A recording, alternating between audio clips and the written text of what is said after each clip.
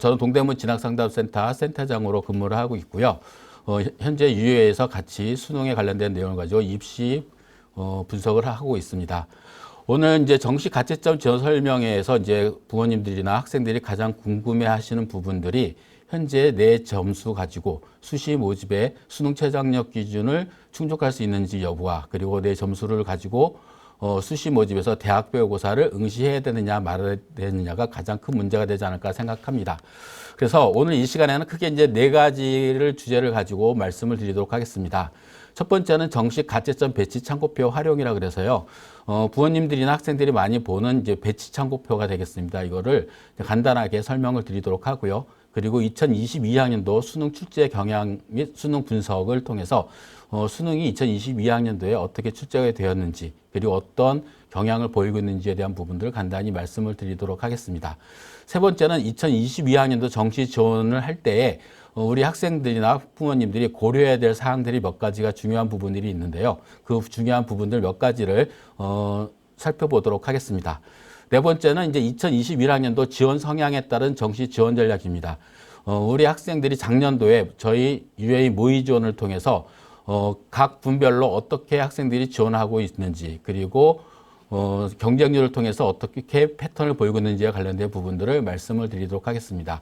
그리고 12월 20일에는 이제 정시 실제점이 발표가 되면은 입시 성적에 따른 성적대별로 분석을 해서 지원 전략을 12월 20일 날은 다시 한번 설명회를 갖도록 하겠습니다. 그럼 먼저 이제 간단하게 2022학년도 정식 가채점 배치 참고표에 대해서 잠깐 말씀을 드리도록 하겠습니다. 지금 각 입시 기관에서 많은 배치 참고표를 나왔죠. 뭐 대성학원이라든가 종로학원, 그리고 이투스, 그리고 메가스터디 이런 쪽에서 이제 많은 배치표가 나왔는데 이제 이 배치표는 가채점 배치표는 원점수 기준으로 나온 것입니다. 그래서 우리 부모님들이나 학생들이 배치표를 볼 때는 이 점수로 꼭 내가 이 대학에 밖에 지원을 못하겠구나라는 것들로 생각하시면 안 되고요. 가채점 배치 참고표는 참고 자료입니다. 즉 내가 아직 점수가 나오지 않은 상태이기 때문에 현재 기준을 봤을 때 정시에 지원한다면은 어떠한 대학에 어떤 수준의 학과에 지원할 수 있는지 지원권 범위를 살펴보는 정도로 활용하면 되지 않을까 생각합니다. 따라서 이제 저희 UA 참고 배치표는 배치 참고표에 대해서 이제 어떻게 구성이 되어 있는지에 대해서 말씀을 드리도록 하겠습니다. 먼저 이제 배치 참고표가 나오게 되면은 많은 분들이 궁금해 하십니다. 어떻게 해서 이내 이런 점수 산정했느냐. 그리고 또 왜 다른 입시 기관하고 UA에는 점수가 왜 다르냐. 똑같은 대학 똑같은 학과인데 왜 다른지 이런 것들에 대해서 질문하는 경우들이 많은데 글쎄요. 그리고 뭐라고 말씀드리기 참 어려운데 각 입시 기관마다 각 대학과 각 학과에 대해서 보는 기준이라든가 그리고 보는 시각 그리고 자기네들이 분석한 내용에 따라서 약간씩의 차이가 있을 수 있습니다. 그런 면들은 고려를 하셔서 보셔야 되지 않을까 생각합니다. 따라서 저희 UA 배치 참고표 같은 경우에는 제작 과정을 살펴보게 되면 먼저 3개년 동안 입시 결과 및 조사 분석 자료를 활용하고 있습니다. 즉 대학에서 발표한 합격자 점수와 그리고 경쟁률 이런 3개년 동안 나와 있던 입시 결과 자료를 분석을 하고요. 또 하나는 본사 저희 UA에서 조사한 합불 자료를 기준으로 해서 어떻게 학생들이 몇 점을 어떻게 지원했는지에 관련된 내용을 참고해서 활용하고 있고요. 그리고 각 대학의 입시 요강을 분석을 합니다. 즉 모집단이라든가 모집 정원의 변경, 특히 올해 같은 경우에는 각 대학의 군의 변경이 상당히 많았죠. 그래서 군에 따른 변경들 이런 사항들을 고려를 해서 배치 참고표를 만들고 있고요. 또 하나는 2021학년도 정시 UA 모의 지원 결과를 활용을 하고 있습니다. 뒤에서 잠깐 설명을 드릴 텐데 저희가 각 학과별로 패턴이라든가 그리고 학생들의 트렌드에 따라서 학과의 높낮이가 그리고 해마다 점수가 변경되는 부분들이 있습니다. 그래서 그런 부분들을 이제 모의 지원 결과를 활용해서 하고 있고요. 그리고 특히 이제 질문을 많이 주시는 것들 중에 하나가 작년에 보니까는 비인기 학과인데 점수가 굉장히 높은 학과 점수가 있었습니다. 입시 결과 나올 수가 있겠죠. 그러면은 각 입시 기관에서 볼 때 이렇게 갑자기 높아진 모집 단위 학과를 그대로 작년 점수를 그대로 적용을 해서 점수를 굉장히 높게 반영할 것인가에 관련된 부분들은 각 입시 기관마다 차이가 있습니다. 따라서 저희 같은 경우에는 갑자기 몇 년간의 지속적인 점수와 그리고 모의전에 따른 트렌드에 따라서 비교해 봤을 때 갑자기 점수가 오른 것들에 대해서는 올해도 점수가 올라올 것이다 예상해서 점수를 많이 올려놓은 것들이 아니라 어느 적정선에서 할 것인가를 고민을 해서 점수를 산정한다고 보시면 될 것 같습니다. 그래서 전년도 입시 결과가 높은데 이내는 왜 낮냐? 작년에는 낮았는데 이날 갑자기 또 왜 높아졌냐? 이런 부분들은 각 전년도 결과만 보고 것이 아니라 여태까지 진행되었던 입시에 관련된 진행된 것들을 다 고려해서 저희가 배치 참고표를 만들었다라고 보시면 될 것 같습니다. 그리고 또 하나 참고하는 것들이 올해 학생들의 학력 수준이 어느 정도까지 될 것인가를 이제 판가름 나는 잣대가 되었던 것들이 6월 모의평가와 9월 모의평가 성적입니다. 따라서 6월 성적과 9월 모의평가 성적을 분석을 통해서 현재 고등학교 학생들 그리고 재수생들이 어떤 성적 패턴을 보이고 있는지를 참고를 해서 배치 참고표를 만들고 제작하고 있다라고 보시면 될 것 같습니다. 그리고 저희 UA 배치 참고표를 보시게 되면은 구성을 잠깐 살펴보도록 하겠습니다. 첫 번째가 모집 군별로 되어 있습니다. 총 3장으로 되어 있고요. 가군, 나군, 다군으로 되어 있고 그리고 한 면은 인문계열, 한 면은 자연계열로 구성이 되어 있고요. 그리고 각 대학에서 반영하는 수능 반영 영역은 4개 영역부터 영역수가 작은 순으로 되어 있고 그리고 대학이 지정한 순서가 있고 학생이 선택하는 영역에 따라서 달라집니다. 즉 쉽게 구분하시려면은 대학이 가나다 순으로 되어 있으면서 영역수가 많은 쪽이 왼쪽 그리고 영역수가 적거나 학생이 선택할 수 있는 영역은 오른쪽에 대학이 표시되어 있다라고 보시면 될 것 같습니다. 그리고 이제 저희가 편의상 교대는 인문계 배치표에 있고요. 이제 특히 이제 교대 같은 경우는 공통이죠. 인문, 자연이 모두 다 지원할 수 있는 대학이기 때문에 편의상 인문 계열판에서 나군에다가 저희가 수록을 해놨고요. 그리고 요즘에 최근에 가장 학생들한테 자연 계열 학생들한테 특히 인기가 있는 의예과, 치의예과, 약학, 한의학, 수의예과 같은 경우에는 자연계 나군판에 별도로 다시 수록을 해놨습니다. 그래서 이런 과들을 보시기에 편하도록 이제 각 인문은 나군, 자연은 나군에다가 해놨으니까 여러분들이 쉽게 보시면 될 것 같고요. 그리고 대학명 아래에는 대학에서 반영하는 주요 입시 전형 요강을 저희가 아주 깨알 같은 글씨로 잘 보이지 않기는 하지만 이따 보여드릴 텐데 참고로 보시면 될 것 같고요. 그리고 예체능 계열은 저희가 배치표상에서는 수록할 수가 없습니다. 따라서 예체능 계열 같은 경우에는 저희가 배치표상에 수록이 되어 있지 않다라고 보시면 될 것 같습니다. 다른 입시기관에 나와 있는 배치표도 크게 다르지 않을 거라고 생각이 듭니다. 이런 구성으로 되어 있으니까 반드시 살펴보시도록 하면 좋을 것 같고요. 그리고 또 하나 이제 꼭 읽어보셔야 될 내용이 UA 것도 괜찮고 다른 입시기관 것도 괜찮은데 배치 참고표를 보시게 되면은 맨 위 상단 왼쪽에 혹은 가운데에 이 배치 참고표를 활용할 수 있는 방법들이 나와 있습니다. 그걸 반드시 읽어보시고 참고를 하시면 좋지 않을까 생각이 들고요. 또 하나 이제 말씀드려야 될 내용들이 이제 화면을 보시면 나오는데 이제 점수가 나오죠. 왼편에 보시게 되면 점수가 있습니다. 그래서 왼편 한번 보도록 할까요? 수능 국수사 평균 등급이라고 나와 있는 부분이 있죠. 이거는 국어, 수학, 탐구 영역, 이게 인문계판입니다. 지금 저희가 보여드리는 거는. 그래서 저희가 사탐 기준이 있고요. 국어, 수학, 사탐 기준, 사탐은 2과목입니다. 이렇게 3개 영역을 평균 등급으로 했을 때의 점수입니다. 이래서 맨 위에 있는 라인에 있는 점수가 평균 등급이 1.2등급.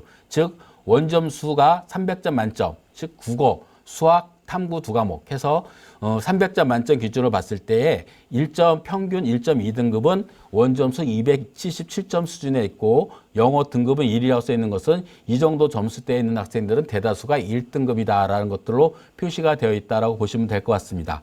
그리고 또 하나가 이제 화면에 보시게 되면 이제 각 대학 이름들이 나와 있는데요. 지금은 저희가 이제 원점수 기준으로만 되어 있습니다. 뭐 간혹 이제 다른 입시기관에서는 표준 점수나 100분위도 기록을 해놓긴 하지만 지금 현재 올해부터 수능이 이제 선택형 수능으로 바뀌었기 때문에 표준 점수라든가 100분위를 산정하는 게 사실상 굉장히 불가능에 가깝습니다. 추정치를 하고 있긴 하지만 그래서 일단은 배치 참고표 그리고 가채점에 나와 있는 내용들은 내가 받은 원점수를 기준으로 했을 때 어느 수준 정도까지 지원권에 있구나라는 것을 참고할 수 있는 참고 자료로만 활용해야 되기 때문에 원점수만 표기를 했습니다. 그리고 실제 점수가 발표되고 나면은 대학명을 보시게 되면은 검은 바탕으로 되어 있는 대학이 있죠. 가천대나 강원대, 뭐 국민대, 계명대, 단국대, 대구한의대, 단국대 천안캠퍼스 이렇게 검은색으로 되어 있는 대학들은 실제 정시 모집에서 100분위 를 반영하는 대학들입니다. 즉 표준 점수를 사용하지 않고 100분위 를 반영하는 대학들이고요.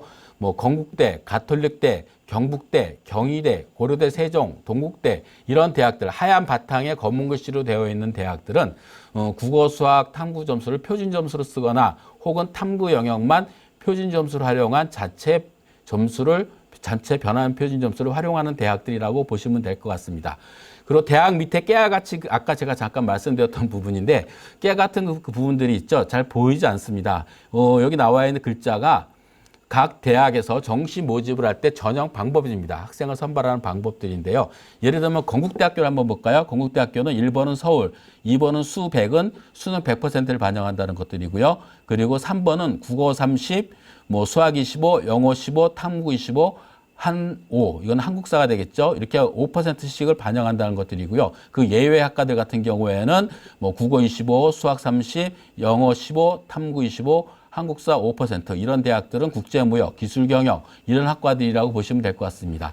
이렇게 대학들이 되어 있고요. 그리고 4번을 보게 되면은 이제 선택 과목을 반영하는 것들입니다. 그러니까 수학에서 확률과 통계, 미적분, 기하를 모두 다 반영하고 있고 사과탐을 반영하고 있고 탐구 영역은 2과목을 반영한다라고 표시가 되어 있는 것들이고요.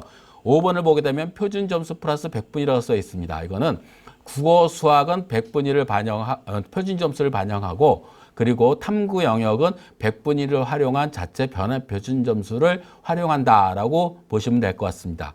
그리고 마지막으로 6번에는 가나다라고 써 있는데 이 가나다는 건국대학교는 가군에서도 선발하고 나군에서도 선발하고 다군에서 선발한다. 그래서 건국대를 보려면은 가군, 나군, 다군이 있으니까 거기서 찾아보면 된다라고 표시를 해놓은 것들이라고 생각하시면 될 것 같습니다. 그래서 참고하시면 될 것 같고요. 그리고 또 하나 이제 점수 활용에 대한 부분들인데 이제 제가 빨간 글씨로 써 있는 부분이 있죠. 내 점수라고 써 있고 화살표가 되어 있습니다. 247점.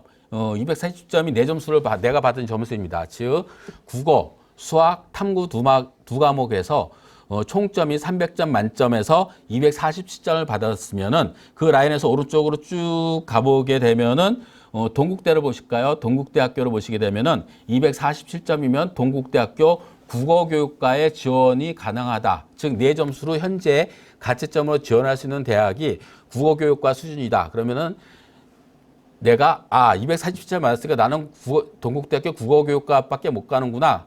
그 국어교육과가 내가 갈 수 있는 점수구나. 라고 생각하시는 경우가 많은데 지금은 가채점입니다. 즉, 현재 국어와 수학에서 선택 과목에 따른 표준 점수가 산정이 되었을 때 어떻게 점수가 바뀔지는 아직 예상하기 어려운 상태죠. 그렇기 때문에 그 점을 고려했을 때에 내 점수를 플러스 마이너스 한 4, 5점 정도로 봤을 때에 내가 현재는 247점이지만 수능 점수가 발표되고 나면은 253점대 그리고 아래까지도 떨어질 수도 있겠죠. 혹은 뭐 수학에서 뭐 확률과 통계라든가 미적분이 잘못됐을 경우 점수가 낮아질 경우 또 떨어질 수도 있으니까 그럴 경우에는 낮은 대학까지 그리고 안정권으로 지원할 수 있는 대학까지가 244점 정도 되는구나라고 판단 내리시면 되지 않을까 생각합니다. 그래서 현재 내가 받은 가채점 점수에서는 내가 갈 수 있는 대학을 기준으로 했을 때에 플러스 마이너스 4, 5점 정도를 해서 위로 5점 정도, 아래로 4, 5점 정도를 내다보고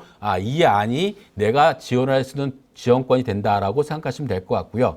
그리고 이 점수 기준에 따라서 내가 수시 모집에 지원한 대학에서 대학별고사, 즉 논술고사라든가 수시 모집에서 학생부 종합전형에서 면접고사를 보러 갈 것인가 말 것인가에 관련된 내용을 이 정도 기준선에서 평가를 하고 결정을 내리는 것이 중요한 부분이 아닐까 생각합니다.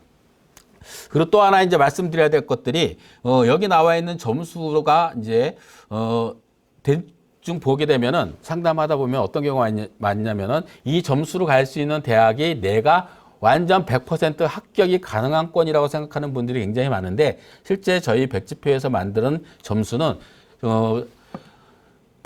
약 상위 하위 85% 정도 됩니다. 즉 100명이 있으면 85등 정도 수준에 있는, 즉 다시 말씀드리면 추가 합격 가능성이 있는 점수이지 최초로 안정권으로 합격할 수 있는 점수는 아니라는 거죠. 그렇기 때문에 반드시 내가 갈 수 있는 대학의 점수는 만약에 지금 현재 240점이 뭐 실제 점수가 나왔을 때도 이 정도 수준이다. 그럼 내가 갈 수 있는 대학은 뭐 예를 들면 저희 배치표에 나와 있는 동국대 국어교육이다. 그러면은 나는 동국대 국어교육의 안정권을 갈 수 있는 대학이 아니라 추가 합격 가능성이 많은 점수대다. 그래서 실제로 이거는 소신 지원이다. 즉 내 점수에 맞게 지원한 것이고 내가 상향 지원을 하겠다.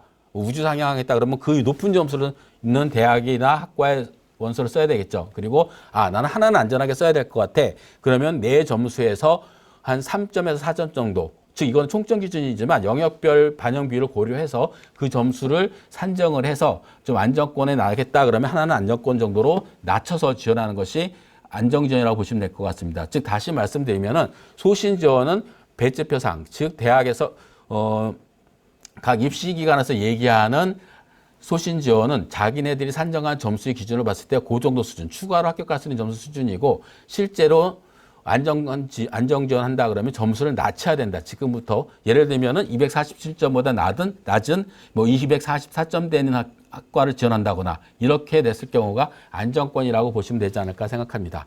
이렇게 배치 참고표는 현재 나와 있는 것들은 종이 배치표는 다시 말씀드리면은 각 대학에서 반영하는 중요한 반영 비율이 영역별 반영 비율이 적용되지 않은 25%, 33.3%씩 영어를 제외하고 들어가 있는 점수들이기 때문에 실제점이 나오게 되면 성적이 발표가 되고 나오면은 반드시 대학에서 반영하는 반영 방법의 기준에 따라서 점수를 산정을 해서 거기에 따른 지원 전략을 생각해야 된다. 단 지금 가채점일 때에는 지원권 정도, 내가 이 정도 범위 내에 있는 점수를 가지고 있고 지원할 수 있는 대학과 학과가 이 정도 수준에 있구나라는 것을 가군, 나군, 다군 이렇게 나누어서 각 군마다 보통 3개에서 4개 정도씩 한 9개에서 12개 정도 대학들을 골라서 나한테 유일한 영역을 골라서 입시 요강을 분석해보는 그런 시간이 지금 가채점 기간이 아닌가 생각을 합니다. 이렇게 해서 이제 가채점에 대한 부분들을 잠깐 살펴봤고요. 지금부터는 2022학년도 수능 출제 경향 및 수능 가채점 분석을 말씀을 드리도록 하겠습니다. 지금 이제 수능이 끝나고 이제 많은 학생들이 멘붕에 빠졌죠. 이렇게 어려운 시험은 처음 봤다. 뭐 신문에 나온 거는 뭐 오늘 수능 평가원에서 수능위원장이 발표한 내용으로는 중위권이 붕괴돼서 이런 현상이 나타났다는 얘기들이 많이 나오는데 지금 어차피 시험은 끝난 상태입니다. 그래서 되돌릴 수가 없는 상태이고요. 그리고 현재 나와 있는 점수는 가채점입니다. 즉 원점수 기준이고 올해부터는 원점수가 굉장히 예전에 비해서도 정확하지 않았지만 지금은 더 정확하지 않은 상태입니다. 왜 그러냐면은 국어도 선택 과목이 있죠. 수학도 선택 과목이 3과목씩이나 있죠. 이런 상태이기 때문에 여러 가지 변수들이 굉장히 많이 작용하고 있습니다. 그래서 지금 현재 점수가 내가 생각했던 점수보다 낮거나 그리고 6월달, 9월달 혹은 학력평가 시험보다 성적이 낮은 것 같아서 굉장히 우울해하는 경우들이 많은데 원점수 기준이기 때문에 그렇습니다. 문제가 어렵기 때문에 예년부터 점수가 많이 떨어졌거든요. 뒤에 나온 거 보시면 아시겠지만 그렇기 때문에 너무 실망할 필요는 없고요. 그리고 수능 점수는 어차피 상대평가입니다. 즉 표준 점수로 환산해서 나오기 때문에 지금하고는 결과가 또 다시 달라질 수도 있는 상황이 될 수가 있으니까 너무 걱정하지 마시고 지금 남아있는 기간에 수시 모집에 좀 더 집중하는 그런 모습이 보이는 게 필요하지 않을까 생각합니다. 먼저 이번 수능에 대해서 수원 지원자 현황입니다. 즉 수능 원서를 접수한 학생들인데요. 2021학년도에 비해서 약 16,000명 정도가 증가했습니다. 즉 그 2019학년도 이후 2020학년도, 2021학년도에 계속 지속적인 감소 추세를 보였죠. 이제 화면을 보시게 되면은 2020학년도에 수능 원서 접수한 인원이 54만 8천 명 정도가 됐고요. 그리고 2021학년도에 49만 3천 명 정도, 즉 2년 연속해서 학생 수가 굉장히 줄어들었다가 2022학년도에 올해 약 16,382명이 증가를 했습니다. 거기다가 졸업생이 약 1,700명 정도가 증가한 26.4%로 지금 역대 상당히 이제 많은 졸업생들이 수능에 응시했다라고 보시면 될 것 같습니다. 그래서 올해 같은 경우 특히 재수생들이 약간 뭐 작년보다는 약간 줄어든 상태이긴 하지만 재수생이 여전히 13만 4천 명 정도가 있고요. 그리고 대부분의 재수생들이 수능을 준비한 학생들이기 때문에 아마 상위권 대학을 중심으로 해서 수능을 준비한 재수생들이 약간의 강세가 보이지 않을까 생각합니다. 그렇다고 해서 재학생들이 절대 불리한 건 아니고요. 거기에 따라 맞춘 전략을 세우면 되겠다라고 보시면 될 것 같습니다. 그리고 수능 영역별 지원자 현황을 살펴보면은요, 전체 지원자를 봤을 때 이제 작년하고 올해하고 비교가 굉장히 난해합니다.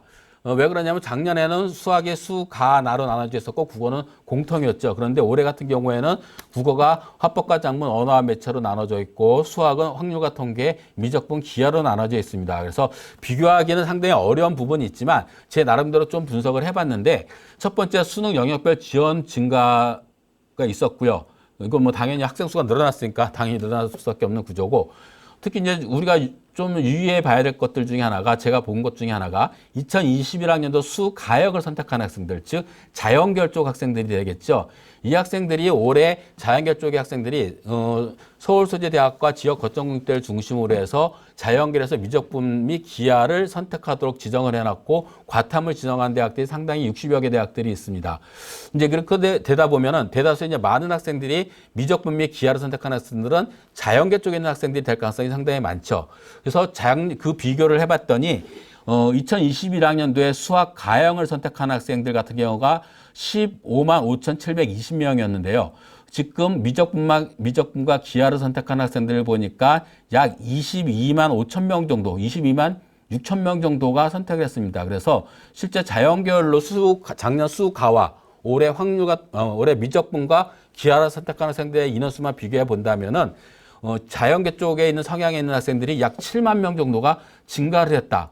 그럼 이걸 어떻게 분석해야 될 것인가에 대한 부분들 좀 고민해야 될 것 같습니다. 물론 자연계열이 예년에 비해서 인문계열에 비해서 인원수가 증가한 것들은 해마다 약간씩 증가를 해왔습니다. 그래서 증가분도 있긴 한데 그럼 이거 어떻게 해석을 해야 될 것인가를 곰곰이 생각을 해봤더니 2021학년도 수나형을 볼까요? 인문계열이죠. 보통은 이제 올해 같은 경우는 확통 지원자와 이제 유사한 성격을 가진 학생들이라고 생각이 되어지는데 약 57,574명이 감소를 했습니다. 즉 인문계열 쪽에서 수나를 봤던 학생들이 작년에 봤던 학생들에 비해서 화학률과 통계를 응시한 학생들 같은 경우에는 5만 8천 명 정도가 감소했다는 것들이죠. 그래서 이 감소 인원을 살펴보게 되면은 첫 번째가 자연계열 지원자의 증가분이 있죠. 원래 이제 자연계열 학생들이 대학 가는 게 조금 더 인문계보다는 수월하다 그리고 경쟁률도 낮다라는 것들 때문에 많은 학생들이 자연계열 쪽으로 많이 선회를 했고요. 선택을 이미 했었고 특히 이제 취업에 관련된 부분들이 문과 쪽에 있는 인문계열 쪽에 있는 학과를 졸업해서 취업하는 것보다는 자연계열 쪽에 있는 학과를 졸업해서 취업하는 취업률이 훨씬 더 높기 때문에 몇 년 전부터 자연계열 쪽 학생들이 많이 늘어났습니다. 그런 부분들이 분명히 있고요. 또 하나 고려를 해봐야 될 사항들이 인문계열 쪽에 있는 학생들, 즉 사탐을 응시하는 학생들 중에서 일부가 미적분 및 기하를 응시할 가능성도 충분히 있다라고 보여집니다. 그 인원수를 보게 되면은 약 5만 8천 명, 수나가 5만 8천 명이 감소했고 미적분과 기하를 선택한 학생들은 7만 명 정도 상승을 했거든요. 그러면은 일부 얼마인지는 예측하기는 어렵겠지만 약 10,000명 이상에서 2만 명 사이에 되는 학생들 중에서 미적분과 기하를 선택한 학생들도 상당히 인문결적인 학생이 있을 것이다 라고 예상이 되어지고요. 특히 이 학생들이 어떤 학생일 것인가에 관련된 것들은 아무래도 제가 판단 내려겠을 때에는 인문계 쪽에 있는 학생들이 미적분이나 기하를 선택한다는 것은 어느 정도 수학이 뒷받침되는 학생들이기 때문에 인문계 쪽에 있는 학생들 중에서 경제나 경영 쪽에 아니면 혹은 통계 빅데이터 이런 쪽에 관련된 학과를 고려한 학생들이 미적분을 응시한 학생들도 일부가 있지 않을까라는 것들을 조심스럽게 한번 예상을 해볼 수가 있겠습니다. 따라서 올해 일부 상위권 대학들을 중심으로 해서 인문계 쪽에 자연계 쪽에서 미적분을 보고 과탐을 보거나 혹은 미적분을 보고 사탐을 보는 학생들이 인문계 쪽 학과에 지원 학생들이 생겨날 수 있을 것이라고 예상해 볼 수가 있겠고요. 근데 이것이 어느까지가 지원이 될 것인가는 상당히 우리가 좀 고민을 좀 해봐야 될 상황이 아닌가 생각합니다. 즉 지금 현재 상태로는 알기는 어려운데 저희가 지원 가능 점수를 분포를 쭉 살펴봤더니 인문계열과 자연계열의 그 대학 수준별로 비교해 봤을 때 인문계열과 자연계의 점수 차이는 크지 않았습니다. 근데 이것이 이제 표준 점수로 이제 바뀌었을 때, 즉 예를 들면은 미적분과 기하를 선택한 학생들과 언어 매체를 선택한 학생들이 6월과 모평처럼 표준 점수가 높아진다면은 일부 학생들 중에서는 자연계 쪽에 있는 학생들도 상위권 대학 쪽으로 교차 지원을 할 수도 있겠다라는 생각을 해봅니다. 근데 이거는 이제 예측이고요. 실제로는 표준 점수, 점수가 나와 봐야 그 상황을 알 수가 있습니다. 왜 그러냐면 그 분포상의 점수가 어떻게 될지를 지금은 예측하기 상당히 어려운 부분이기 때문에 그런 것들도 생겨날 수 있는 부분이 분명히 있다는 것들은 우리가 한번 생각을 해봐야 될 것 같습니다. 다음은 이제 수능 난이도인데요. 이제 이거는 뭐 보나 마나죠. 모든 영역에서 대체적으로 다 어렵게 출제가 됐습니다. 그래서 저희가 분석을 해보니까 상위권 대학 같은 경우, 인문계열 같은 경우에는 뭐 7점에서 8점 정도, 그리고 중위권 대학 같은 경우에는 10점 이상씩 작년에 비해서, 작년 원점수 기준에 비한 겁니다. 그래서 많이 좀 하락을 했고요. 자연계열 같은 경우에는 상위권 학생들 같은 경우에는 뭐 3점에서 4점 정도, 그리고 중위권으로 내려오면 7, 8점, 그 밑에 나오면 10점 이상씩 작년보다 낮아졌는데, 이거는 이제 알 수가 없습니다. 작년하고 올해하고 점수 체제가 바뀌기 때문에 표준 점수로 환산되면은 어느 정도가 하락이 될지는 예상하기 어렵고요. 특히 표준 점수는 특성상 어느 정도 수준까지 최고점을 제하고 밑으로 내려올수록 점수가 해마다 비슷한 게 형성이 되고 있기 때문에 이거는 좀 지켜봐야 될 문제다라고 생각합니다. 여기서 단 지금 문제가 이렇게 다 국어, 수학, 영어, 사회, 과학이 어렵게 나왔긴 했지만 이 부분들이 분명하게 정시까지도 이런 상황이 되지 않을 것이다. 실제로 수시에 합격한 애들도 많이 생겨날 것이고, 그리고 표준 점수로 환산하게 되면은 분명히 다른 결과가 나올 수도 있으니까 너무 실망하지 않는 것이 좋지 않을까 생각합니다. 단 이제 올해 이제 수능 최저학력 기준을 충족한 데 있어서 굉장히 문제가 많이 있다고 얘기를 하고 있습니다. 서울의 모 대학 같은 경우 올해 이번에 토요일 날, 일요일 날 논술고사를 본 대학을 보니까 문과 같은 경우, 인문계열 쪽에 있는 것 같은 경우에는 작년에 비해서 약 5% 정도가 결시생이 증가를 했고요. 자연계열은 뭐 2% 정도가 조금 올랐다고 얘기를 하고 있습니다. 늘었다고 얘기를 하고 있습니다. 근데 이런 부분들이 각 대학마다 좀 비상이 걸렸는데 수능 최저를 충족시키지 못한 원인이 무엇일까를 곰곰이 생각해 보면은 국어와 수학의 어려운 부분 영향도 있을 수 있겠지만, 근데 이건 대체적으로 같이 어려운 거죠. 상대평가니까. 즉 4%, 11%만 문제가 어렵던 10등 간에 4%, 11% 안에 들으면 된 거죠. 즉 이제 문제가 쉬우면은 등급 안에 들어가는 인원수가 더 많이 나눠지긴 합니다. 동점자가 많아지기 때문에. 근데 이런 국어와 수학 때문에 생겨나는 문제보다는, 물론 그 원인이 됩니다. 이것도 분명히 문제가 어렵기 때문에 동점자가 적어지니까. 그거보다는 영어의 영향이 더 크지 않을까 생각을 합니다. 즉 최상위권 대학들 같은 경우에는 뭐 세계 영역을 반영하니까 영어도 포함되고 수학도 포함되고 사탐도 포함될 수 있겠지만, 보통 일반적인 서울 중위권 대학과 지역 거점 국립대 대학들에서 이 학생들이 수능 최저학력 기준을 충족시키는 가장 중요한 과목이 영어입니다. 즉 절대평가이기 때문에 내가 시험이 어렵든 쉽든 간에 90점, 80점만 받으면 1등급, 2등급이 되거든요. 근데 올해 같은 경우 문제가 어렵게 출제가 되었기 때문에 뭐 예상치로 봤을 때는 뭐 만점자가 5%에서 6% 될 것이다라고 예상들을 많이 하고 있는데 작년에 비해서 절반이 줄어든 거죠. 그러면은 등급 파업에 있어서 영어의 영향이 상당히 크지 않았을까. 그래서 올해 같은 경우에는 수능 최저학력 기준을 충족시키지 못한 것이 국어와 수학의 어려운 부분도 있지만, 영어에서 절대평가의 영어에서 수능 최저를 충족시키기 가장 좋은 영역인 영어에서 영어가 어렵게 출제되는 부분 때문에 충족시키지 못한 학생이 상당수 많이 증가하지 않았을까라는 생각을 해봅니다. 다음은 이제 영역별 평균을 살펴보도록 하겠습니다. 2021학년도 국어를 보게 되면요, 수능 평균이 다 평균 발표하지 않기 때문에 이건 추정치입니다. 저희 UA에서 추정한 추정치인데요.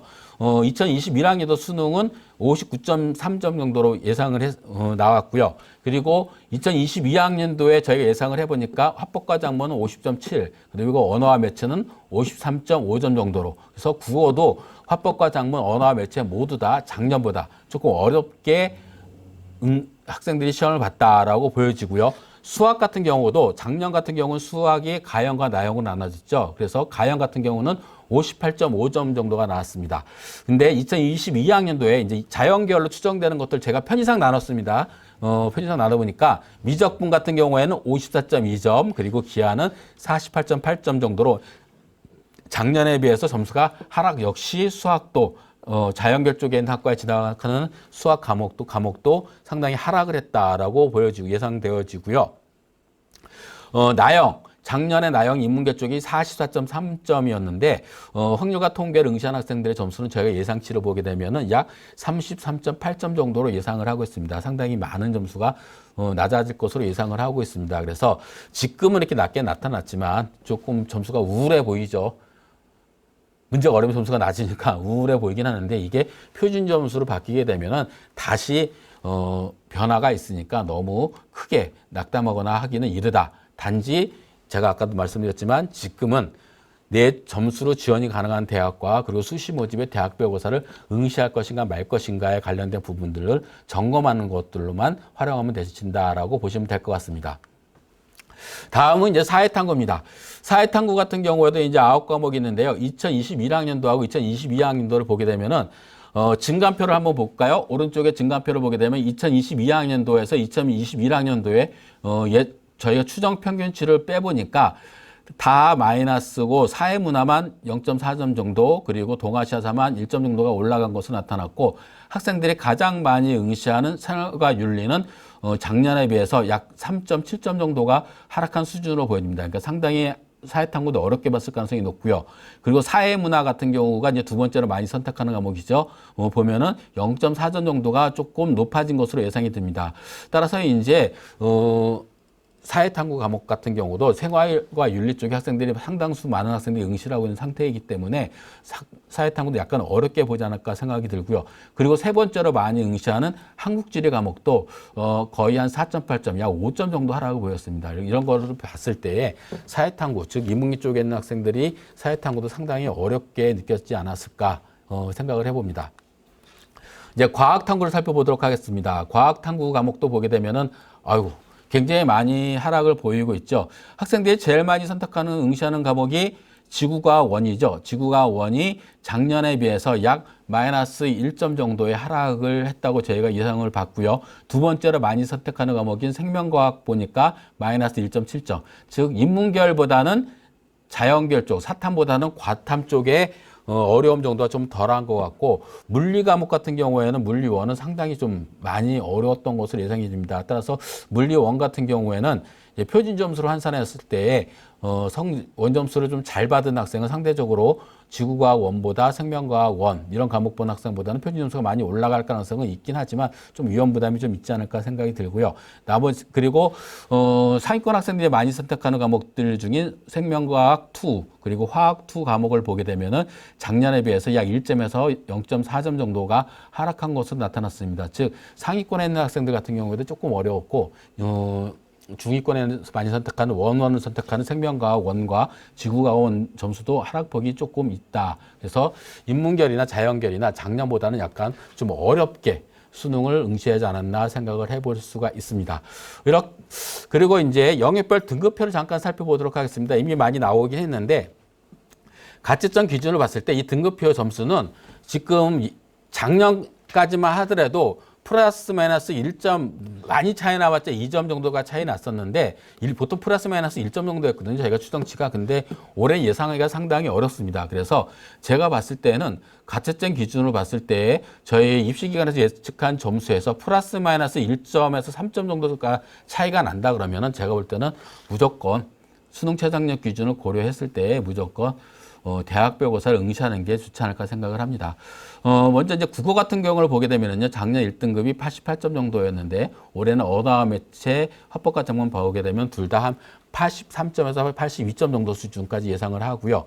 수학 같은 경우에는, 가영, 작년에 가영이 92점, 나영도 92점이었는데, 가영 같은 경우 미적분과 기하를 보게 되면 82점에서 83점 정도 그리고 확률과 통계는 86점 정도로 이상을 하고 있습니다. 그리고 2등급선을 보게 되면 작년도에 82점, 국어가 82점이었는데 올해 같은 경우에는 75점에서 76점 정도 그리고 수학은 작년도에 84점, 85점이었는데 확률과 통계는 76점 정도 그리고 미적분은 72점에서 73점 정도로 예상을 하고 있습니다. 그래서 1등급 구분 점수만 봤을 때에도 상당수 국어나 수학 같은 경우가 상당수 많은 점수가 하락을 했다라고 보여집니다. 그 탐구 영역을 보게 되면 탐구 영역도 마찬가지라고 보시면 될 것 같습니다. 생활과 윤리를 보게 되면은 저희 예상치에서 1등급과 2등급 보게 되면 보통 4점에서 4점 정도가 좀 하락을 했고요. 그리고 학생들이 많이 선택하는 사회문화 과목 같은 경우에는 작년보다 등급 점수가 한 2점 정도가 좀 올라갔다라고 보여지고요. 아까 사회탐구가 한 1점 정도 올라갔었죠. 평균 점수가. 그리고 한국지리 같은 경우에는 한 2점 정도가 이제 1, 2등급에서 하락을 했다라고 예상을 하고 있습니다. 자연계열 같은 경우를 보게 되면 학생들이 가장 많이 선택하는 지구과학 원을 보시게 되면은 작년에 비해서 약 3점 정도가 조금 더 올라갔다라고 예상을 해 볼 수가 있겠고요. 그리고 두 번째로 많이 선택하는 생명과학 원 같은 경우에는 작년보다 한 2점 정도, 1등급과 2등급에서 한 2점 정도 낮아졌다라고 보여지고요. 그리고 상위권 학생들이 많이 선택하는 생명과학 2, 그리고 화학 2 같은 경우에는 1점에서 0, 등급별로 1점에서 2점 정도가 하락한 것으로 예상이 됩니다. 이렇게 해서 이제 가채점에 관련된 부분들을 이제 말씀을 드렸고요. 여러 번 말씀드리긴 하지만 지금은 현재는 가채점입니다. 점수가 나와 있지 않은 상태고요. 그리고 여러분들이 정시 모집에 지원하는 것들은 12월 10일 날 성적표가 발표가 되고 수시 모집이 모두 끝난 20일 이후에 이제 정시 모집을 생각을 해야 되기 때문에 지금에서는 이런 지원권 정도만 그리고 수능 최저학력 기준 정도만 확인하는 정도로 하시고 이거에 따라서 가채점 결과에 따라서 미리 포기한다거나 아니면 뭐 재수를 생각한다거나 이런 것들은 하지 않았으면 좋겠고요. 지금 남아있는 수시 모집에 최선을 다하는 모습을 보이는 것이 더 중요하지 않을까 생각합니다. 다음은 2022학년도 이제 정시 지원의 키에 대해서 이제 간단히 말씀드리도록 하겠습니다. 즉, 이제 수능 점수 발표되고 나면 이제 고민해야 될 부분들인데 지금 현재 이런 부분들을 여러분들이 고려를 해서 각 군별로 아까 말씀드렸죠. 각 군별로 3개에서 4개 대학씩 학과를 선택하라는 골라내는 작업을 지금 이제 뭐 대학별 고사를 맨날 보는 거 아니니까 주말에 주로 보죠. 맨날 보는 거 아니니까 시간이 남아 있을 때에 기말고사를 보는 학생들 빼놓고는 각 대학교 내 점수 지원권 안에 있는 대학들을 중심으로 살펴봐서 어떤 과목이 어떻게 비중이 큰가를 한번 살펴보는 것도 하나의 지금 공부하는 시간, 정시 모집에 대비한, 물론 수시 모집에 되면 좋겠지만 만약 혹시 안 될 수도 있으니까 거기에 대비해서 한번 살펴보는 시간을 이제 정시 지원하기 전까지 해보는 게 좋지 않을까 생각해서 한번 제가 간단하게 말씀을 드리도록 하겠습니다. 대학별로 이제 좀 살펴보도록 하겠습니다. 상위권, 중상위권, 중위권 대학들로 좀 제가 나눠봤는데요. 이제 먼저 상위권 대학입니다. 고려대학교를 보니까 인문계열 같은 경우에는 뭐 확률과 통계, 미적분, 기하, 그리고 국어도 모두 다 열어놨죠. 뭐 화작과 언매를 다 모두 다 반영하고 있고요. 그런데 공통적으로 봐야 될 것들이 고려대, 서울대, 연세대 최상위권 대학을 보시게 되면 주목해야 될 영역이 있습니다. 뭐가 될까요? 인문계, 자연계 공통으로. 어떤 영역을 잘 본 학생들한테 유리한 구조로 되어 있을까요? 살펴보시게 되면 수학을 좀 잘 보셔야 될 것 같습니다. 수학은 무조건 자연계열 쪽에 있는 학과에 지원 학생들이 수학을 잘 본 게 유리할 거라고 생각하시지만 최상위권 대학들 같은 경우에는 인문계열 쪽의 학과나 자연계열 학과에 지원하는 학생들 모두 다 수학에 대한 부분들이 반영 비율이 상당히 높습니다. 고려대학교 인문계열을 보게 되면은 확통, 미적분, 기하를 모두 다 반영하지만 35.74%입니다. 국어와 반영 비율이 같고 사탐보다는 월등히 높습니다. 서울대학교를 볼까요? 서울대학교는 국어가 33.33%이지만 수학은 확통, 미적, 기하를 다 반영해서 40%를 반영합니다. 그리고 탐구 영역은 26약 7% 정도 되고요. 연세대학교를 볼까요? 연세대학교도 마찬가지로 국어 비중이 33.3%고 수학도 33.3%입니다. 상당히 높게 반영하고 있죠. 그리고 자연계열도 마찬가지입니다. 자연계열은 뭐 말할 것도 없고요. 고려대학교는 미적분과 기하를 지정해놨고 국어보다 월등히 높은 37.5%를 반영하고 과탐도 높습니다. 과탐이 31.25%, 즉 국어와 거의 동일한 비중으로 반영하고 있고요. 서울대 같은 경우에는 뭐 인문계열, 자연계열 동일하고요. 연세대 같은 경우에는 미적분과 기하가 33.3% 가장 높고 그리고 과학탐구도 두 과목을 반영하면서 수학과 비중이 동일합니다. 국어만 점수 좀 비중이 낮은 편이고요. 그리고 또 하나 고려해야 될 사항이 영어입니다. 고려대학교하고 서울대학교는 가산점은 반영하지만 연세대학교는 반영 비율을 적용합니다. 등급 점수에 관련된 것들 반영 비율을 적용하고 있기 때문에 고려대학교하고 서울대보다는 영어의 비중이 좀 훨씬 더 높다라고 보시면 될 것 같습니다. 따라서 차상위권 대학들은 중요한 영역이 인문계열은 국어와 수학, 그다음에 자연계열은 수학과 과학이 되겠고요. 여기서의 변수는 영어를 1등급 받느냐 2등급 받느냐에 따라서 지원할 수 있는 대학이 달라진다라는 것들을 여러분들이 고려를 하셔야 되지 않을까 생각합니다. 다음으로 이제 상위권 대학들이죠. 여러분들이 대부분 다 아는 대학들입니다. 한 8개 대학 정도 되는 대학들인데, 보시게 되면 여기에 있는 대학들, 경희대, 서강대, 성균관대, 이화여대, 중앙대, 한국외대, 한양대, 이 대학들 같은 경우는 대체적으로 봤을 때 문과 쪽, 인문계열 쪽 학과들 같은 경우에는 국어의 비중이 높은 편이고요. 그리고 자연계열 학과에 관련돼서는 수학의 비중이 높은 편이다라고 보시면 될 것 같습니다. 그리고 또 하나의 변수는 이 자연계열에서는 과탐 성적에 따라서 지원할 수 있는 대학의 유불리가 상당히 많이 발생한다. 즉 예를 들면 성균관대학교 같은 경우를 보게 되면은 인문계열은 국어도 40%, 수학도 40%, 탐구가 20%입니다. 즉 국어와 수학 비중이 상당히 높죠. 그리고 자연계를 보게 되면은 국어는 25%, 수학은 40%, 과탐은 35%를 반영합니다. 상당히 과탐 점수가 높죠. 즉 과탐 성적에 따라서 달라질 수가 있겠고요. 중앙대도 마찬가지입니다. 중앙대도 성균관대학교와 같은 방식을 체제하고 있다라고 보시면 될 것 같고요.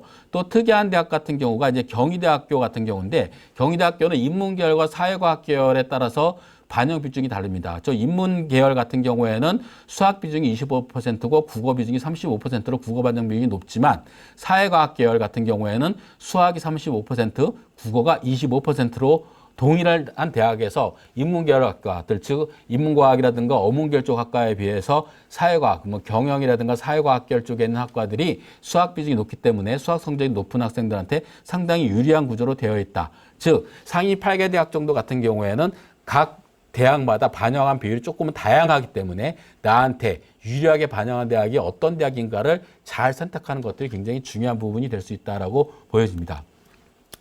다음은 이제 중상위권에 있는 대학들입니다. 건국대, 동국대, 인하대, 홍익대를 살펴보게 되면요. 이쪽에 있는 대학들의 특징은 뭐게 되면은 영어가 앞에 있는 대학들, 즉 상위 8개 대학들 같은 경우에는 영어가 가산점을 주는 대학도 있지만 반영 비율을 적용한 대학들도 이렇게 나눠져 있지만 중상위권 대학들부터는 영어는 무조건 대부분이 다 반영 비율로 적용하고 있어서 영어의 비중이 높은 편이다라고 보여집니다. 즉 그리고 또 하나가 지금 상위권, 중상위권에 있는 대학들부터는 영어 등급이 1등급과 2등급이 갈려 있는 학과에 따라서 동일 대학 내에서도 영어가 1등급인 학생이 많이 지원하는 학과도 있고 2등급이 많이 지원하는 학과들도 있습니다. 따라서 이 대학들부터는 영어가 2등급에서까지는 지원권에 가능하지만 3등급 정도 되면 상당히 점수를 수능에서 불리한 구조로 되어 있다라고 보여지고요.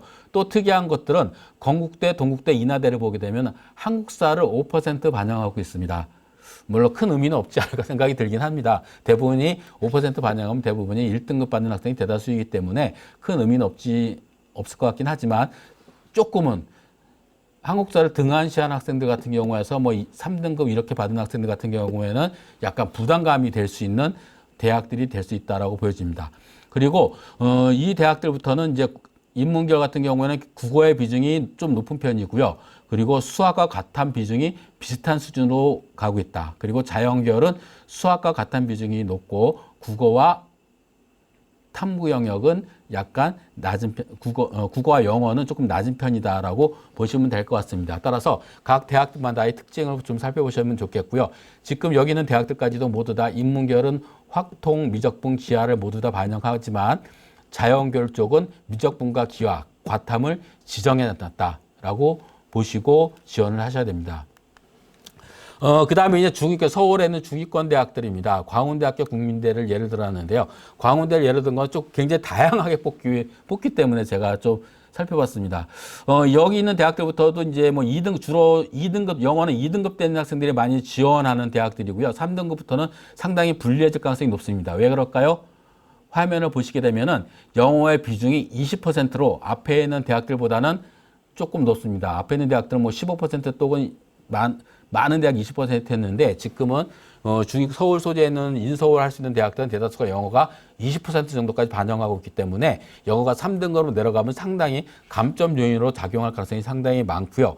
그리고 탐구의 비중이 상당히 높은 편입니다. 즉 인문계열 같은 경우에는 수학과 탐구 영역의 비중이 거의 다 비슷한 편이고요. 자연계열은 수학과 그다음에 탐구 영역의 과탐의 비중이 비슷한 편이다라고 보여집니다. 그래서 이런 부분들도 고려를 해야 되겠고요. 그리고 광운대학교 같은 경우에는 건축학과와 정보융합학부 같은 경우에는 자연계열학과인데 주의하셔야 될 게 건축학과 같은 경우에는 수학에서 확통, 미적분, 기하를 모두 다 반영해놓고 과탐을 지정해놨어요. 즉 여기에 전환 학생들의 상당수는 자연계열 쪽의 학생이 될 것이다라는 걸 예상해 볼 수가 있겠고요. 정보융합학부 같은 경우에는 다 열어놨습니다. 국어도 20%밖에 반영하지 않고 수학은 35%를 반영하지만 확통, 미적분, 기하를 모두 다 반영하고요. 과탐도 25%를 반영하고 있습니다. 그리고 또 하나 이 두 개 대학들 모두 다 수학에서 미적분과 기하를 응시한 학생들한테 10% 가산점을 주고 있다. 지금 대부분이 작년까지는 수학에서 가산점을 주는 대학들이 상당히 많았는데 올해는 대부분이 다 폐지가 됐습니다. 왜 그러냐면은 가산점을 줬던 대학들 대다수가 자연계열 쪽이었는데요. 올해 같은 경우에는 수학에서 미적분과 기하, 과탐을 지정해놨기 때문에 굳이 교차 지원을 올 가능성이 많지 않기 때문에 가산점을 반영한 대학들이 상당히 많이 줄어들었다라고 보시면 될 것 같습니다. 국민대학 같은 경우에는 이제 아주 전형적인 패턴입니다. 인문계열은 국어 비중이 높은 30%, 수학은 20%, 영어 20%, 사회탐구 20% 이렇게 반영하고 있고요. 자연계열은 반대가 되겠죠. 국어 20%, 수학 30%, 영어 20%, 과탐 30%를 반영하고 있다. 그래서 각 대학마다 지원 점수권에 관련된 점수에 따라서 대학들에 따라 전형 방법이 다르기 때문에 이 부분은 반드시 한번 살펴보는 가장 중요한 부분입니다. 그래서 지금 이걸 점수 계산할 필요는 없고요. 지금 막 표준 점수로 막 이걸로 계산해 보는 학생들도 상당히 많은데 지금 표준 점수는 큰 의미가 없습니다. 왜 그러냐면은 아까도 말씀드렸지만 선택 과목에 따라서 점수가 산산이 되기 때문에 나랑 같이 응시한 학생들의 선택 과목에 따라서 점수가 달라지기 때문에 예측하기가 굉장히 어렵습니다. 그러니까 지금은 원점수 기준으로 내가 시험 잘 봤네 못 봤네에 따라서 어느 과목이 유리할 수 있겠구나라는 것들 정도만 파악을 해놔서 대학을 좀 골라내는 그런 수준이라고 보시면 되지 않을까 생각합니다. 이것도 이제 정시 지원할 때 활용되는 것들 중에 하나인데요. 이제 눈치 작전할 때 가장 많이 쓰는 것들 중에 하나입니다. 즉, 각 군별로 모집 정원이 어떻게 될 것인가. 가군, 나군, 다군이 있는데 내 점수대에 많이 선발하는 군이 가군인가 나군인가 다군인가에 따라서 내가 지원할 수 있는 전략이 달라질 수가 있겠죠. 이제 그거를 한번 간단하게 살펴보도록 하겠습니다. 지금은 이제 정시 모집 인원이 수시 넘어오기 2월 되기 이전이기 때문에 여러분들이 판단 내릴 때는 수시 모집이 완전히 모두 다 종료된 후에 수시에서 정시로 이월된 인원을 가지고 다시 한번 살펴봐야 되는데 이건 12월 달에 정시 실제점 설명을 할 때 다시 한번 분석을 해드리도록 하겠습니다. 지금 이런 패턴만 한번 살펴보시면 될 것 같아요. 전체 이제 각 군별 모집 인원을 보게 되면 정시 모집 인원에서 전국에 있는 정시 모집에서 가나다군 선발 모집을 보게 되면은 인문계열 같은 경우에는 가군이 11,100명 그리고 나군이 11,400명 그리고 다군이 6,600명. 그래서 전국적으로 다 봤을 때는 가군과 나군이 모집 인원이 거의 다 비슷합니다. 물론 다군은 모집하는 대학이 약간 적기 때문에 조금 모집 정원이 적은 편이고요. 자연계를 보게 되면은 가군이 14,000명 정도, 나군이 15,000명 정도, 약 1,000명 가까이 가군보다는 나군에서 모집하는 인원이 자연계는 좀 더 많다라고 보여지고요. 예체능 계열은 가군, 나군이 거의 다 비슷한 수준이고 다군이 좀 적은 편입니다. 다음은 이제 우리 학생들이 부모님들이 학생이 궁금해하는 부분인데 서울 지역을 보게 되면은 서울 지역에 있는 각 대학들 군별 인원을 보게 되면은 가군에서는 인문계열이 5만 1,000명 정도, 나군에서는 5,100명, 그 다음에 나군이 4,700명 정도가 되고요. 다군은 약 2,000명 정도가 됩니다. 그래서 실제 서울 소재에 있는 대학 같은 경우에는 가군이 나군보다 조금 전국적으로 보는 것보다는 가군이 조금 더 많죠. 가군이 약간 좀 많은 편이고 다군이 월등히 좀 적은 편이다라고 보시면 될 것 같고 자연계열은 가군과 나군이 거의 다 비슷한 수준이고 다군은 약 2,200명 정도로 가군과 나군에 비해서 모집 정원이 적다라고 보여집니다. 즉 이게 서울에 관련된 내용이고요. 이제 점수대별로 이제 상위권, 중위권 이렇게 나눠서 보게 되면 최상위권 대학들, 아까 최상위권은 아까 말씀드린 3개 대학이 되겠죠. 서울대학교가 작년에 가군에서 나군으로 이동했기 때문에 나군은 이제 월등히 가군보다는 인원수가 적죠. 가군은 서울 연대하고 고대가 들어있기 때문에 가군에서 이제 선발 인원이 훨씬 더 많은 것들이기 때문에 이거 넘어가도록 하고요. 이제 자연계열에서 최상위권 학생들이 많이 지원하는 의예과, 치의예과, 약학과, 한의예과의 각 분별 인원을 보게 되면요. 의예과 같은 경우에는 가군에 595명, 나군이 420명, 다군이 190명입니다. 그러면은 이 인원으로만 봤을 때 내가 전국적으로 봤을 때에 의예과에 지원할 정도 점수가 도달해 있는 학생이다. 예를 들면은 뭐 한 260점 후반대나 270점대 있는 학생들이면은 웬만한 이제 지방에 있는 의예과도 갈 수 있는 정도 수준까지 된다고 저희가 분석을 했는데 이때 살펴볼 때 그러면 난 무조건 의예과를 갈 거다라고 생각한다면은 승부를 걸어야 될 군이 가군이냐 나군이냐 다군이냐가 있죠. 그럼 어디가 날까요?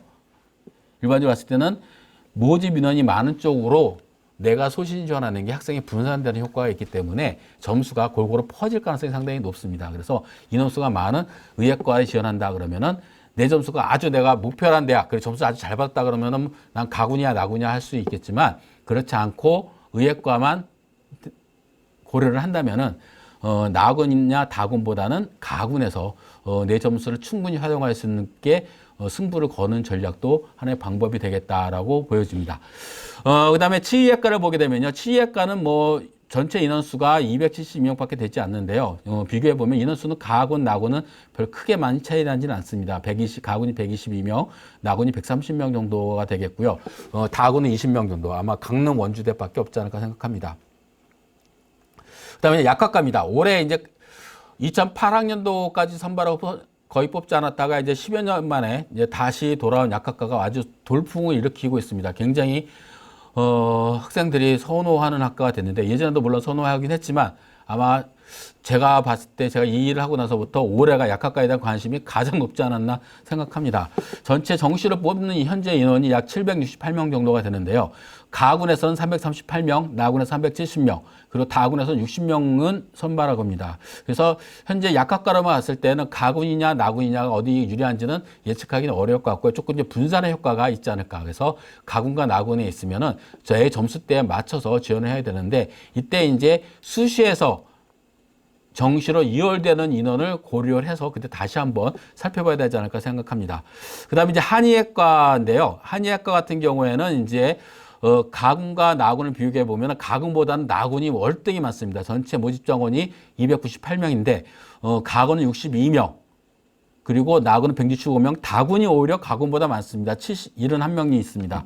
그러면 우리 한의학과를 목표로 하는 학생들이다라면 일반적으로 봤을 때 가군이나 다군보다는 나군 쪽에서 승부를 거는 것이 더 유리하지 않을까 생각을 해볼 수가 있습니다. 이거는 이제 모집 군별이었고요. 그 다음에 서울 소재 상위 8개 대학들만 이제 따로 띄워봤습니다. 그럼 그 점수대 있는 학생들이죠.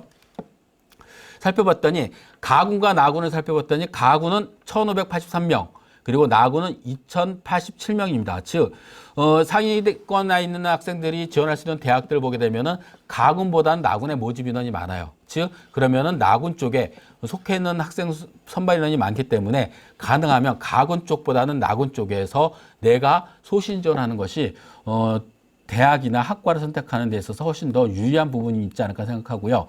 자연계열을 보게 되면은 자연계열은 가군이 1,236명, 그 다음에 나군이 2,426명으로 월등히 많습니다. 약 1,200명 정도가 훨씬 더 나군에서 많이 모집을 하고 있습니다. 즉 자연계열 쪽에 있는 학생들 같은 경우에는 나군에서 지원했을 경우가 가군에 지원할 경우보다는 훨씬 더 내 점수를 충분히 최대한 활용을 해서 지원할 수 있는 군이 되지 않을까 생각이 들고요.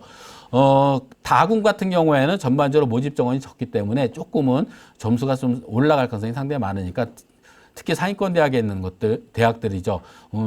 다군의 대학들이 뭐 인문계 같은 경우는 외대, 중앙대, 외대, 건국대, 홍익대 이런 대학들이 있기 때문에 약간은 조금은 점수가 가군에서나 나군에서 분할 모집할 때보다는 점수가 상당히 높아질 위험이 있기 때문에 상당히 조심을 해야 되지 않을까 생각이 들고요. 그다음에 서울 중상위 11개 대학 그리고 교대까지 포함했습니다. 인문계로 보니까 1,542명 그리고 나군은 2,900명인데요.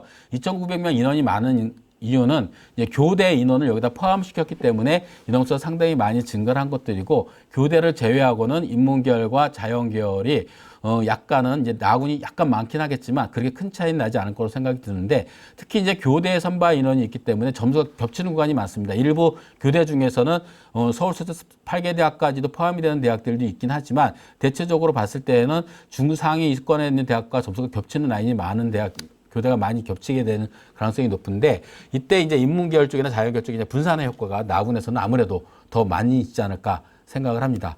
그리고 자연계열 같은 경우에는 가군에서 1,764명, 나군에서 약 2,000명 정도. 그래서 가군보다는 나군이, 자연계도 역시 서울수제대학 상위 8개 대학보다는 8개 대학과 같이 가군보다는 나군 쪽에서 상당히 조금 유리한 편이고요.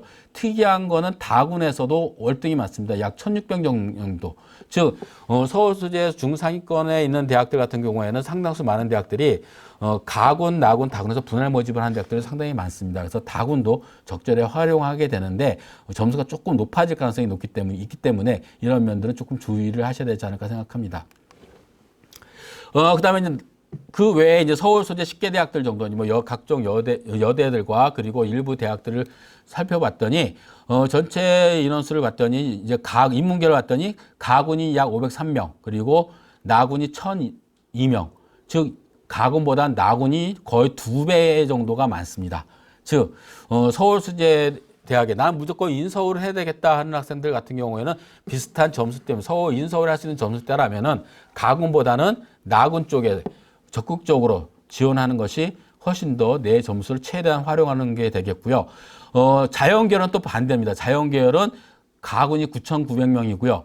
나군은 697명, 약 700명입니다. 즉 가군이 나군보다는 훨씬 더 유리한 상황이다. 그래서 인문계열 쪽은 인서울 할 수 있는 대학은 인문계열은 나군, 자연계열은 가군에서 승부거는 전략도 필요하고요. 또 하나 특이한 거는 이제 여기부터 포함이 많이 되는데 다군 모집 인원이 많습니다. 즉 제가 봤을 때 지금 인서울하는 대학들부터는 가군, 나군, 다군 세 개 분할 모집을 한다 그러면 가군, 나군, 다군 있을 때 점수가 다군이 약간 높긴 하지만 아주 심하게 높아지지는 않고 비슷한 수준에서 형성이 되긴 하는데 약간 높습니다. 근데 봤더니 인문계열이 858명, 가군보다도 오히려 다군에서 모집 인원이 더 많아요. 그렇다면 이게 어떤 것을 해석할 수 있냐면은 가군하고 다군하고 동일한 대학에서 모집하는 모집 단위가 다르다 할지라도 가군보다 점수가 다군이 급격하게 높아지는 점수, 합격권이 높아지거나 그럴 가능성은 상당히 희박하다라고 보여집니다. 그래서 각 군별로 점수가 크게 차이 나지 않을 것, 다군이라 그래서 급격하게 점수가 높아지지 않을 것으로 예상이 들고요. 인문계열, 자연계열도 마찬가지입니다. 다군이 757명으로 가군과 나군보다도 더 많습니다. 그러니까 즉 자연계열에서 인서울할 수 있는 학생들은 사실 선택의 폭이 인문계보다는 더 넓어요. 왜 그러냐? 나군과 다군에서 인원수를 많이 선발하고 있기 때문에 선택의 폭이 넓다. 즉 유리하게 인서울할 수 있는 가능성이 좀 많이 있다라고 예상을 해볼 수가 있겠습니다. 그리고 이제 경기, 인천 소재에 있는 대학들을 이제 살펴보도록 하겠습니다. 경기, 인천은 뭐 가천대라든가 경기대, 그 다음에 인천대학교, 이 세 개의 대학교인데 이 세 개의 대학교를 보게 되면 인문계열은 가군이 월등히 많고요. 자연계열은 인문계열과 자연계열 모두 다 가나군보다 월등히 많고요. 제일 많은 모집군은 다군입니다. 다군에서 승부를 걸어야 된다라고 보시면 되지 않을까 생각합니다. 그 다음에 지원 성향에 따른 부분인데요. 이 부분은 이제 저희가 작년도 모의 지원 결과를 가지고 말씀을 드리도록 하겠습니다. 이제 패턴입니다. 그러니까 패턴만 보시면 될 것 같고요. 제가 이제 5개년 거를 붙여놨습니다. 지금 이거를 여러 번 설명을 하다 보니까 매 해마다 제가 일부러 붙여놨습니다. 옆에다가 비교 한번 해보려고요. 그래서 5개년도를 봤더니 이제 고려대학교 나군, 작년까지 나군이었죠. 올해는 이제 가군입니다. 봤더니 작년에 이제 올해 나군이었던 대학들이 여기 이제 가군에 있는 대학들인데요. 제일 많이 지원하는 대학이 첫 번째, 올해가 처음으로 바뀌었습니다. 작년까지는 1순위가 서울대였는데 올해는 작년도 봤더니 서강대학교가 더 1순위로 모의 지원율이 훨씬 더 높았고요. 그리고 성균관대가 보통 4순위 쪽에 있다가 3순위로 올라왔고요. 그리고 한양대, 경희대 수로 나타났습니다. 즉, 이 패턴을 봤을 때 작년도에 고려대학교에 지원한 학생들이 상당수가 가군에서는 고려대학교에 소신 지원을 하고 가군에서 약간 하향 지원하는 추세, 즉 고려대학교에서 비인기학과 쪽에 지원한 학생들 같은 경우가 가군 쪽에서는 상당히 안정지원 쪽으로 많이 돌아섰지 않았나 이렇게 생각해 볼 수가 있겠고요. 그리고 다군에서 보게 되면 중앙대, 홍익대, 건대 이렇게 나와 있고 동국대학교, 상지대학교, 동국대 경주 상지대학교가 나는 생뚱맞게 지방대학이 났죠. 이 대학들은 동국대 경주는 의예과, 그다음에 상지대는 한의학과가 있기 때문에 이쪽으로 상당수 상위권 학생들이 많이 모의지원했던 결과로 보여집니다. 그다음에 이제 서울대학교입니다. 서울대학교는 이제 작년까지 가군이었다 올해 나군으로 변경이 됐죠. 그래서 작년에 지원한 대학들 보게 되면 거의 바뀌지 않습니다. 고려대 1순위 고려대, 2순위 연세대, 그다음에 3순위 경희대가 3년째 계속되고 있고요. 그다음에 한양대, 성균관대 이 패턴은 거의 바뀌지 않았는데 다군 패턴은 많이 바뀌었습니다. 다군 패턴은 1순위로는 중앙대는 뭐 변함이 없는데 보시게 되면은 동국대 경주, 가톨릭대학 관동대, 상지대, 순천향대 이런 대학들 지방에 있는 대학들이 많이 포함이 되어 있죠. 2, 3, 4, 5회. 즉 의예과로 지원하는 비율이 2019학년도부터 이런 패턴이 계속 나타나고 있습니다. 그러니까 2018학년도부터는까지는 이게 많이 없었는데 3년 전부터는 서울대학교에 지원하는 상당수 많은 학생들이 인문계 쪽에 있는 학생들도 교차 지원이 가능한 대학들도 있고 하니까 예를 들면은 뭐 상지대 같은 경우도 교차 지원도 가능하고요. 순천에도 가능했으니까 상당수 학생이 많이 모의 지원해 봤을 거로 생각이 들고 자연계 쪽에 있는 상당수 많은 학생들은 의예과나 한의학과 쪽으로 지방에 있는 대학들도 상당히 많은 관심을 보이고 있다라고 보여집니다. 연세대 같은 경우는 이제 패턴이 거의 바뀌지 않고 있습니다. 1순위가 서울대, 2순위가 서강대 쪽으로 보여지고요. 3순위도 성균관대, 한양대 이렇게 순위만 조금 바뀌는 경우고 패턴은 거의 비슷하게 가고 있다라고 보여집니다. 그리고 다군에서도 중앙대는 계속 들어가고 있고요. 그다음에 홍익대, 그다음에 동국대 경주 캠퍼스, 상지대, 제주대, 좀 의학과 쪽과 한의학과 쪽으로 지원한 패턴이 있다라고 보시면 될 것 같습니다. 그다음에 경희대 같은 경우입니다. 경희대 이제 가군 변하지 않았죠, 올해는. 경희대 가군이 이제 서울 캠퍼스 쪽인데요. 보게 되면은 여기부터 이제 패턴이 조금 달라집니다. 한국 가군에서 지원한 학생들이 나군에서는 외대 쪽에 상당히 많은 학생이 지원하고 있고요.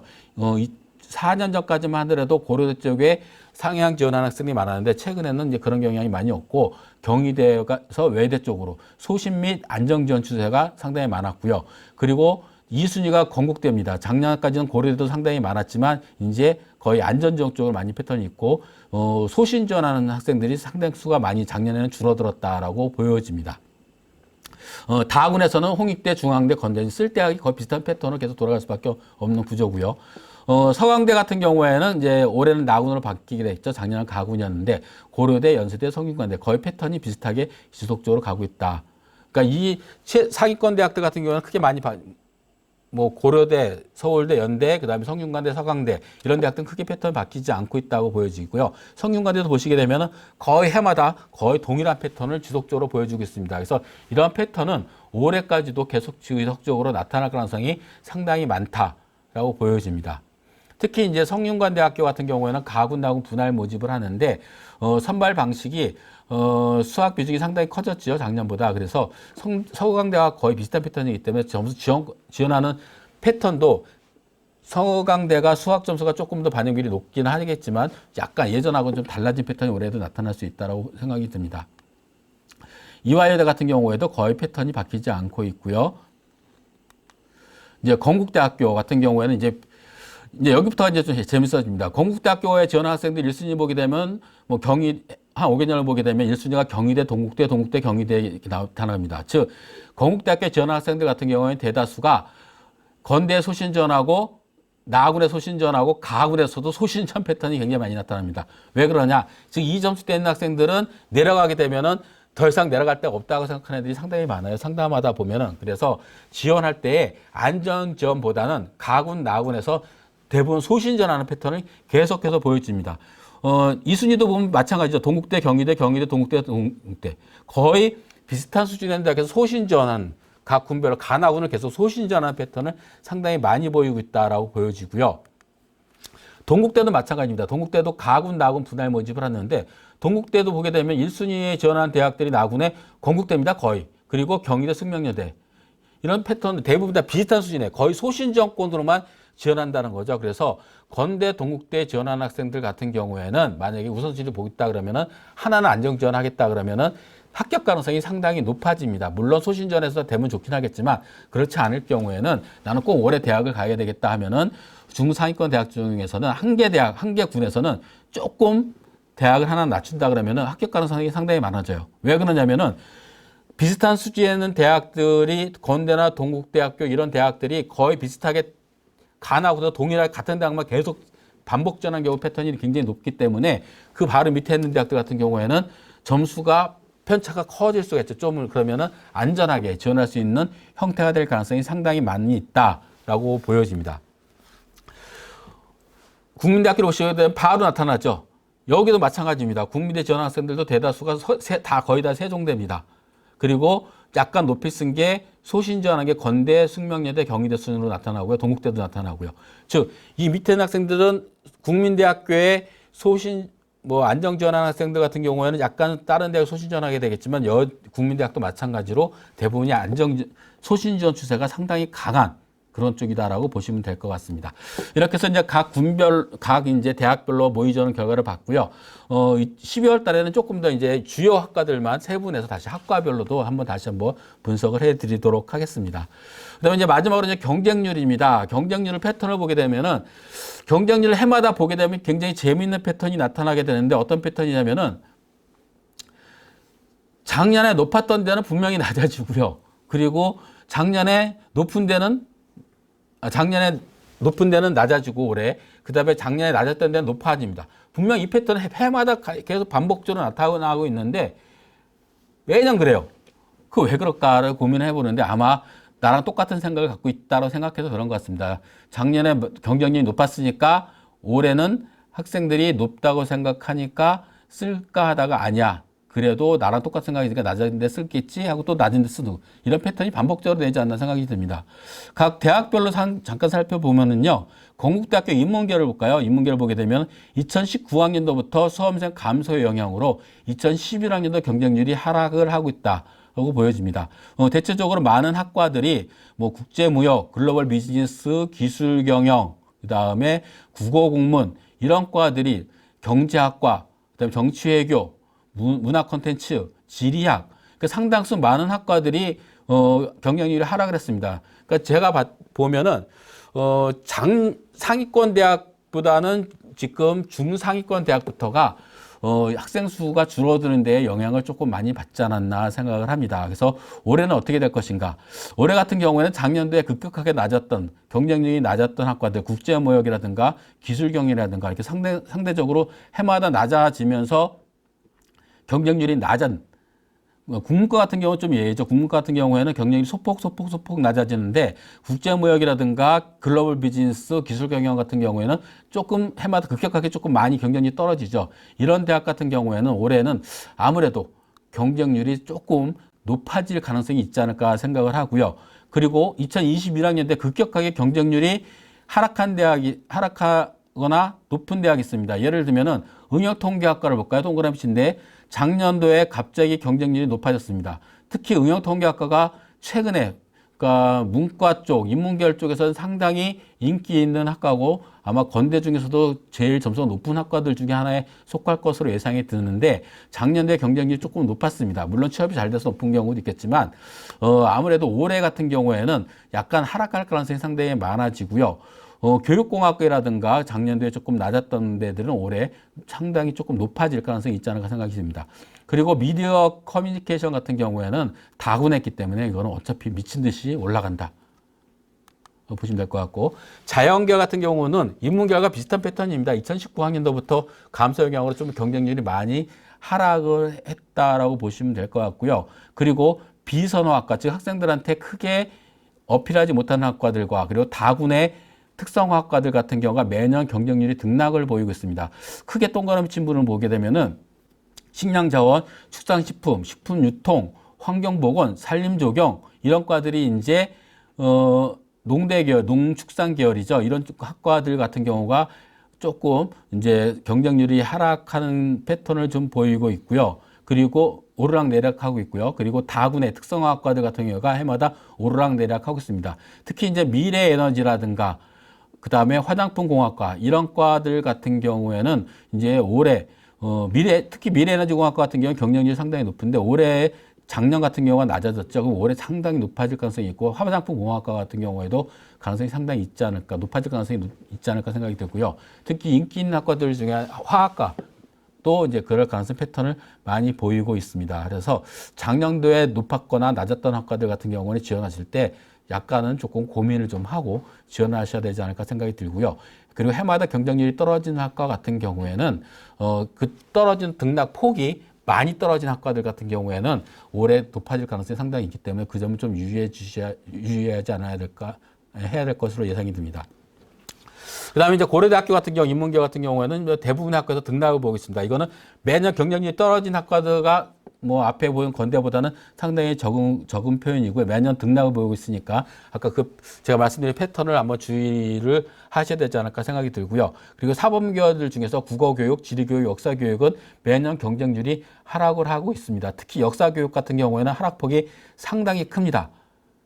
그렇기 때문에 매해마다 보게 되면 역사교육이 점수가 상당히 높은 편입니다. 국어교육이나 영어교육보다. 그러면은 한 번은 작년간 이렇게 떨어졌다 그러면 올해도 이렇게 떨어질 것인가에 관련된 부분은 고민을 해야 되지 않을까. 올해 좀 높아질 가능성이 상당히 있지 않을까 생각합니다. 자연계열입니다. 자연계열도 인문계열과 거의 비슷합니다. 고대 같은 경우는 오르락내리락 등락폭을 계속 보이고 있고요. 그리고 또 하나 이제 주의를 해야 될 것들이 작년에 처음 선발했던 융합에너지공학과가 상당히 높은 경쟁률을 보이고 있습니다. 따라서 올해도 이렇게 될 것인가. 올해는 제가 봤을 때 약간 좀 하락의 요인이 있지 않을까 생각이 들고요.